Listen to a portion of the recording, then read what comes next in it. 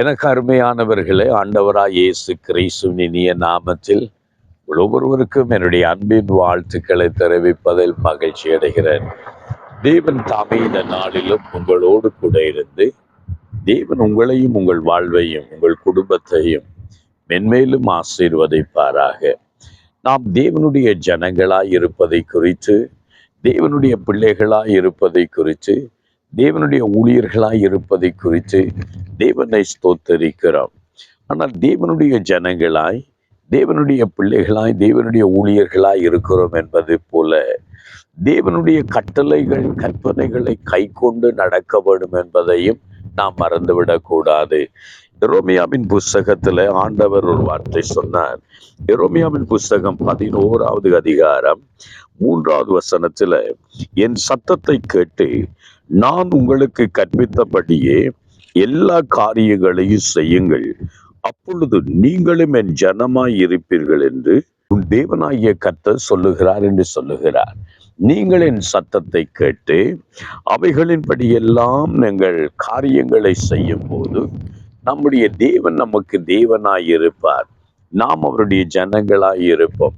ஆம், எனக்கு அருமையானவர்களே, தேவனுடைய சத்தத்தை கேட்கிறோம்.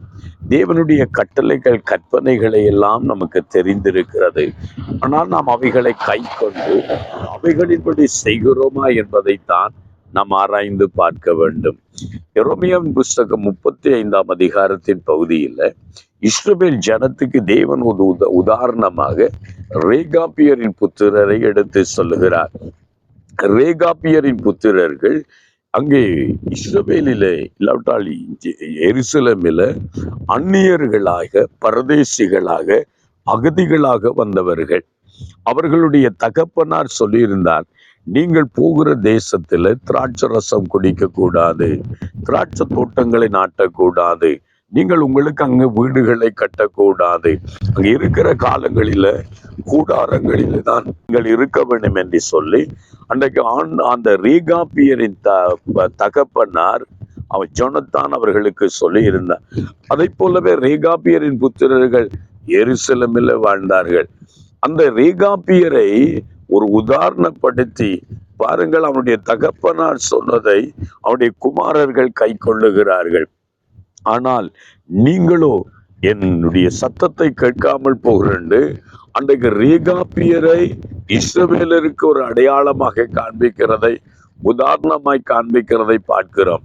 ஆண்டவர் இஸ்ரவேல் மக்களிடத்தில் எத்தனையோ தீர்க்கதரிசிகளை அனுப்பினார். தம்முடைய அருமையான தேவனுடைய கட்டளை கற்பனைகளை கொடுத்தாலும் அவர்கள் அதை கை கொள்ளாமல் அந்நிய தேவர்களை போய் சேவித்தார்கள்.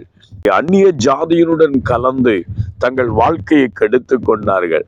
ஆம், எனக்கு அருமையானவர்களே, இன்றைக்கு நானும் நீங்களும் தேவனுடைய கட்டளைகள் கற்பனைகளை எல்லாம் கேட்கிறோம், வாசிக்கிறோம். ஆனால் அவைகளின்படி செய்ய வேண்டியதாய் இருக்கிறது. அவைகளின்படி நம்ம செய்தால்தான் நாம் தேவனுடைய ஜனங்களாய் இருப்போம். அன்றைக்கு ரேகாபியரின் புத்திரர் தங்கள் தகப்பனின் சொல்லை கேட்டு அவர்கள் அந்த வார்த்தையின்படி கீழ்ப்படிந்து நடந்தார்கள். நாம் இன்றைக்கு தேவனுடைய கட்டளைகள் கற்பனைகளை கேட்கிறோம், கீழ்ப்படுகிறோமா? ஆண்டவரிடத்தை அர்ப்பணிப்போமா? ஆண்டவரே, உம்முடைய கட்டளை கற்பனைகளை கட்டு அதன்படி நாங்கள் வாழ எங்களுக்கு உதவி செய்யும், நாங்கள் அப்படியே வாழ்கிறோம், எங்களுடைய தேவனாயிரும் என்று சொல்லுவோமா?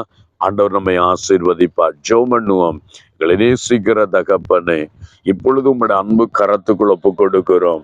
நாங்கள் உம்முடைய கற்பனைகள் கட்டளைகளை கேட்டு அதன்படி செய்ய ஜனங்களாய் இருக்க தேவன் கிருபை பாராட்டும். இந்த இடத்துல உம்முடைய சத்தத்தை கேட்கிறவர்கள் உம்முடைய பிள்ளைகளாய் இருந்து உமக்கு செவி கொடுக்க உதவி செய்யும். இயேசுவின் நாமத்தினாலே ஜெபிக்கிறேன் நல்ல பிதாவே. ஆமேன், ஆமேன், ஆமேன். அருமையானவர்களே, தேவ கட்டளைகளை கேட்டு அதன்படி கை கொள்ளுங்கள். கர்த்தர் உங்களை ஆசீர்வதிப்பார். ஆமென்.